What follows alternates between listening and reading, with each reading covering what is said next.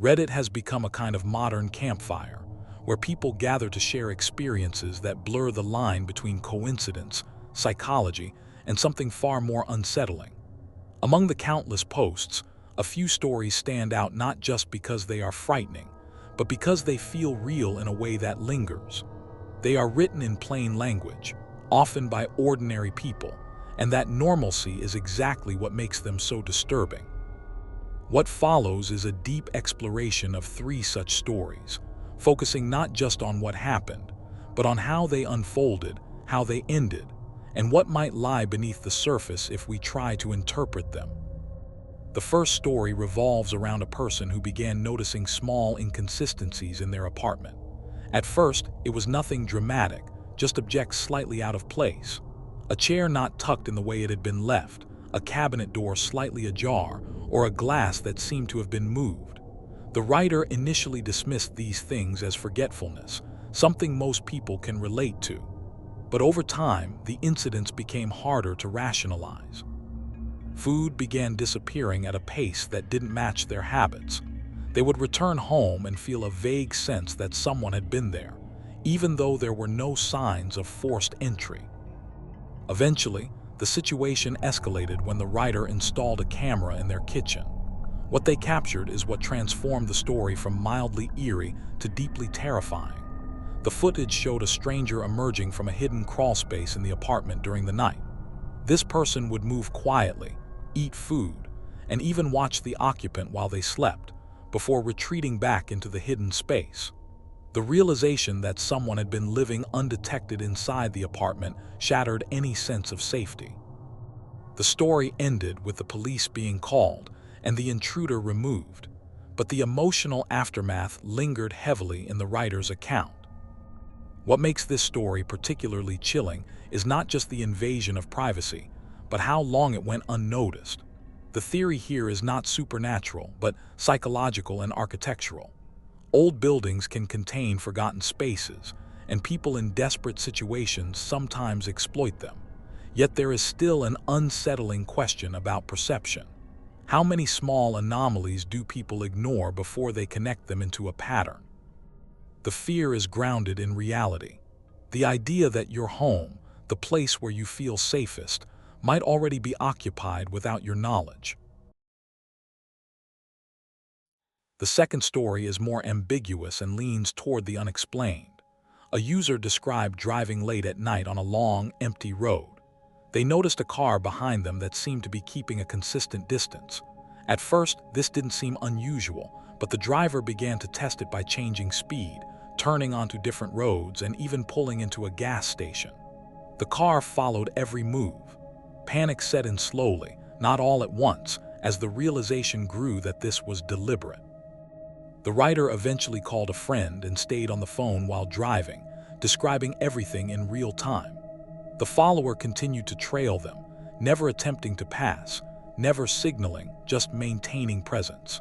The situation reached its peak when the writer drove to a police station, hoping the presence of authorities would deter whoever was behind them. The car stopped a short distance away and remained there for a moment before turning around and disappearing into the night. No confrontation ever occurred, and no explanation was found.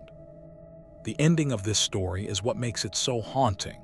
There was no resolution, no identification of the other driver, no clear motive. It simply ended with absence. This leaves room for multiple interpretations. One theory is that it was a would-be attacker who abandoned the attempt when faced with the risk of police involvement. Another is that it could have been a coincidence exaggerated by fear, though the repeated following behavior makes that unlikely. A more unsettling possibility is that the follower was testing the writer's reactions, learning their patterns, and chose to disengage for reasons unknown. The lack of closure forces the reader to sit with uncertainty, which is often more disturbing than a clear threat. The third story involves a person who began receiving messages from an unknown number. At first, the texts were harmless, almost mundane, referencing things like the weather or asking simple questions. The writer assumed it was a wrong number and responded as such, but the replies continued. Over time, the messages became more personal. The sender began referencing specific details about the writer's life, such as where they worked or places they had recently visited.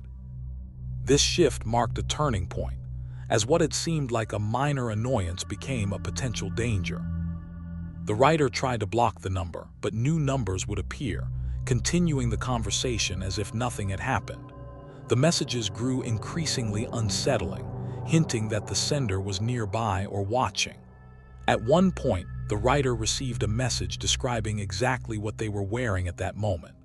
This prompted them to contact the authorities, but without concrete evidence or a known suspect, little could be done immediately. The story concluded abruptly when the messages stopped as suddenly as they had begun. There was no arrest, no explanation, no final revelation, just silence. This ending leaves a vacuum that invites speculation. One theory is that the sender was someone the writer knew, possibly with access to personal information and proximity. Another possibility is that it was a coordinated harassment attempt using publicly available data, though the real-time observations make that harder to explain. There is also the darker possibility that the sender simply chose to stop, either losing interest or moving on to another target. What ties these three stories together is not just fear, but the way they erode trust in ordinary life. Each begins with something small and easily dismissed, then gradually escalates into something undeniable. The endings, whether resolved or not, do not fully restore a sense of safety. Even in the first story, where the intruder was caught, the psychological damage remains. In the other two, the lack of answers creates a lingering unease that is difficult to shake. These stories resonate because they reflect real vulnerabilities. They remind us that danger does not always announce itself loudly. Sometimes it creeps in quietly, hides in familiar spaces, or follows at a distance just far enough to remain uncertain. And perhaps the most unsettling aspect is that in many cases, the truth is never fully uncovered, leaving us to fill in the gaps with our own imagination, which is often far more frightening than any confirmed reality. What makes these kinds of Reddit stories linger is not just the surface-level fear, but the layers underneath them, the small decisions, the missed warning signs, the psychology of both the person experiencing the event and the unknown figure behind it. When you look more closely, each of these stories becomes less like a simple scary anecdote and more like a slow unraveling of reality, where normal life quietly collapses into something deeply unsafe. The first story, about the hidden intruder in the apartment, becomes far more disturbing when you really examine the timeline. The writer didn't jump straight to fear. In fact, what stands out is how long they rationalized everything. Humans are wired to prefer simple explanations, especially when the alternative is terrifying. A misplaced object is easier to blame on distraction than on the possibility of another person sharing your space without your knowledge. This denial phase is critical because it allowed the intruder to remain undetected for an extended period of time.